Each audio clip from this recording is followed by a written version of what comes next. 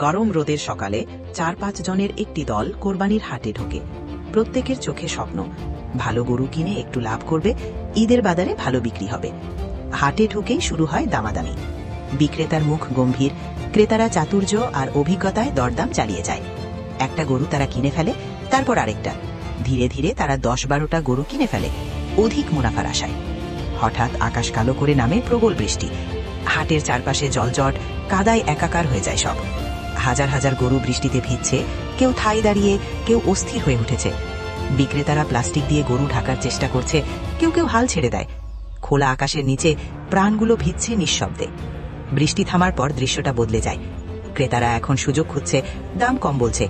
বিক্রেতারা মাথায় হাত দিয়ে বসে, হতাশায় মুখ কালো। বিশেষ করে সেই মানুষটি যে ছোট থেকে আদর করে গরু বড় করেছে, ঘাস খাইয়ে, দুধ দিয়ে নিজের সন্তানের মতো পালন করেছে। আজ সেই গরুটার ন্যায্য দাম পাচ্ছে না। তার চোখে পানি, অথচ দালারা লাভে ভাসছে। এক কোনায় দেখা যায় ৪-৫ জন বসে কান্না করছে।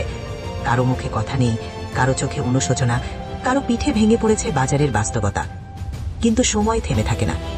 পরের দিন ঈদের সকাল। মাঠ ভর্তি মানুষ সাদা পোশাকে ঈদের নামাজ পড়ছে। একসাথে রুকু সিজদা, একসাথে তাকবীর। নামাজ শেষে সবাই কোলাকুলি করছে। চেনা অচেনা সবাই যেন এক হয়ে গেছে। শিশুরা দৌড়চ্ছে, কেউ চিপস খাচ্ছে, কেউ ফানুস উদরাচ্ছে। হই হল্লোড়ে মুখর চারপাশ। তারপর শুরু হয় কোরবানির পালা। যে যার গরু নিয়ে প্রস্তুত। দোয়া পড়ে আল্লাহর নামে গরু কোরবান দেওয়া হয়। এটি শুধু উৎসব নয়, ত্যাগের প্রতীক, ভক্তির প্রতিচ্ছবি। গরু জবাইয়ের পর শুরু হয় কাটাকুটি। উঠোনে পাতি পেতে সবাই মিলে হাসি মুখে মাংস কেটে চলেছে। কেউ ভাগ করছে, কেউ প্যাকেট বানাচ্ছে। এই আনন্দের শেষ গন্তব্য দরিদ্র মানুষের ঘর। প্যাকেট করে পৌঁছে যাচ্ছে তাদের দুয়ারে। কিছু হাসি, কিছু দোয়া আর অনেক ভালোবাসা নিয়ে শেষ হয় ঈদের দিনটা। এই গল্পটা কেবল একটি দিনের নয়, এটি একটি সমাজের প্রতিচ্ছবি, যেখানে লোভ আছে, কষ্ট আছে, কিন্তু তার মাঝেই আছে ভালোবাসা, উৎসর্গ আর এক অপরের পাশে দাঁড়ানোর শক্তি।